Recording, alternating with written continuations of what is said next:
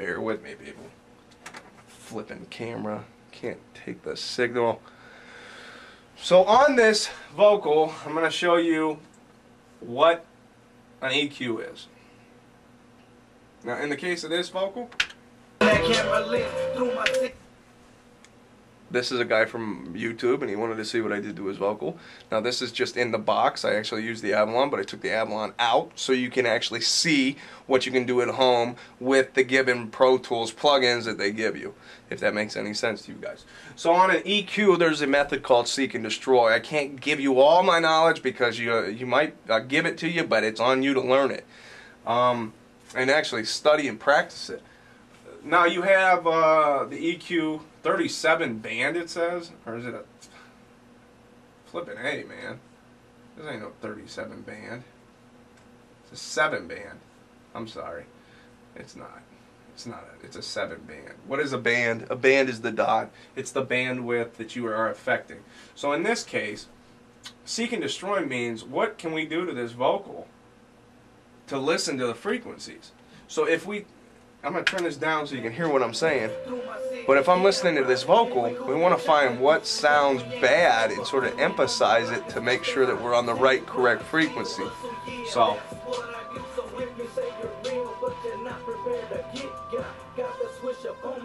around 413, and this, I've just done this so much that it just sort of pops out at me.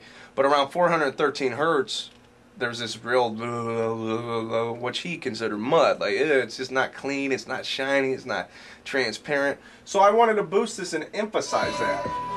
So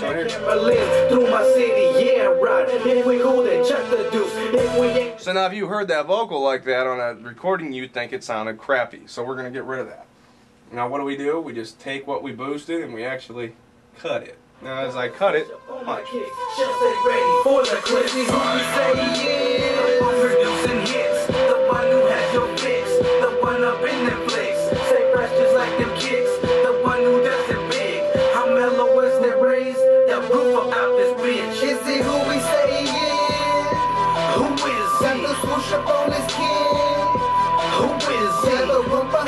Now on this vocal take I actually did on the high pass filter, I cut all the way out at the bottom end from 120 and down. Reason I do that is because at 120 and down, that's not where the human voice usually sits. It's usually 120 and up into the 10K and maybe into the 12K, depending on what kind of preamp you're using. So don't sit here and think, oh, well, every recording we have, it's going to be 120 and down, take it out.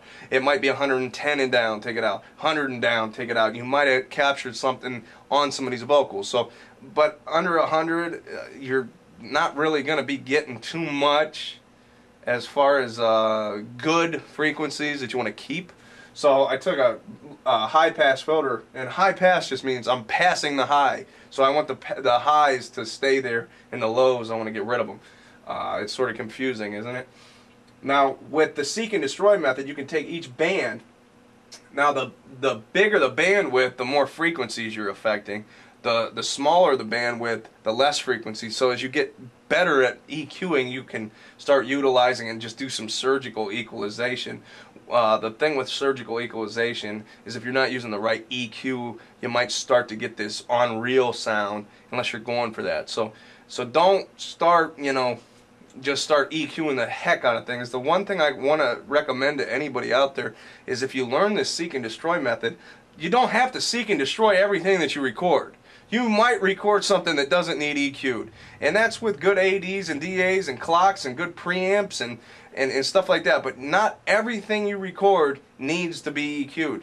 Just listen to the song first, like listen to it and make judgment based on what the client wants or what you think needs to be done. So in this sense, I mean, I'm just doing this drastically, but we're going to move on to something else. Usually an EQ comes first in the vocal chain to clean it up a bit. And I'm going to do it real quick so I can...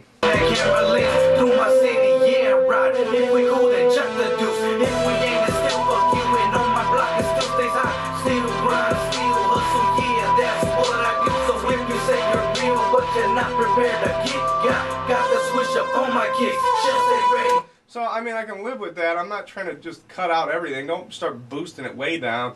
You'll alter the whole sound of your track, and maybe you want to do that, but over time, just subtle things, I mean, that can make a big difference. When you're talking frequencies, you're talking drastic changes with small 2 dB here, 3 dB here, gain reductions.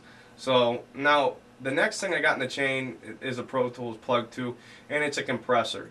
And what a compressor does is going to control the dynamic range, in sense, make it sound bigger, make it sound more controlled, make it, if a guy is on a microphone and he's real loud and then real soft, I mean, that might have been part of it, so you don't want to over compress, but at the same time you want to be able to control it just enough to keep it on the median that you're printing to, like a CD. The more compression, the louder you can bring it. I mean, that's just it. The more limiting, the louder you can bring it. The more dynamic control you add to something, the louder you can get it. Now, it's not always the best to get it the loudest.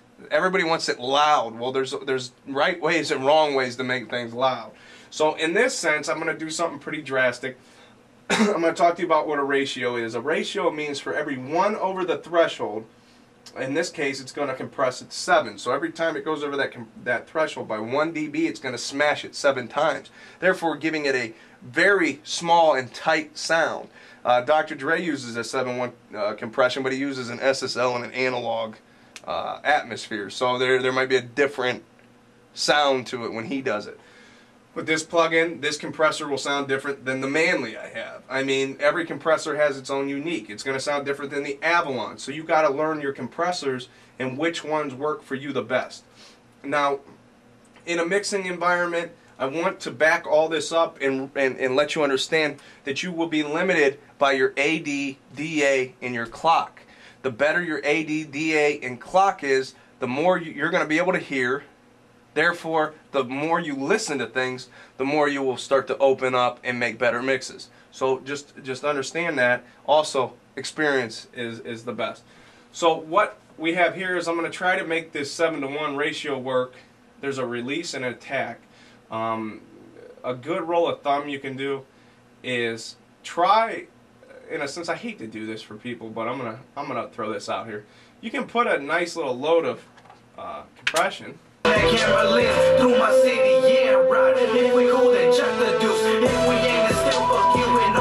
See, now on that one, I actually have this like back and forth bob going on.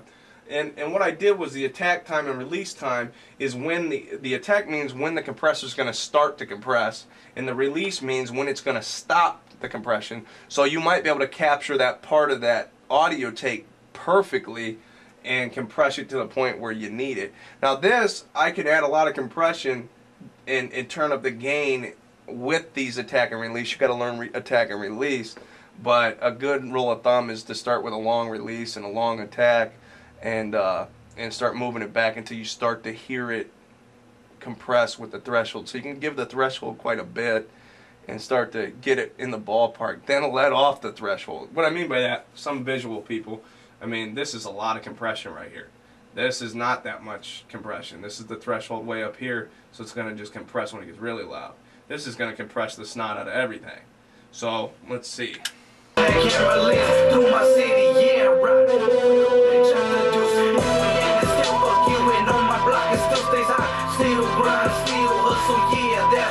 So I got a lot of compression on that, and just by the way the attack and release is setting, I mean, you can't hear it. Well, it says, well, now a lot of people stop there and go, well, I can't compress that much because now I turn my vocals down. Well, right to the right here on all compressors is a gain button. And the gain, you can jack the gain up about 7-8 dBs, and now all of a sudden your vocal's not as...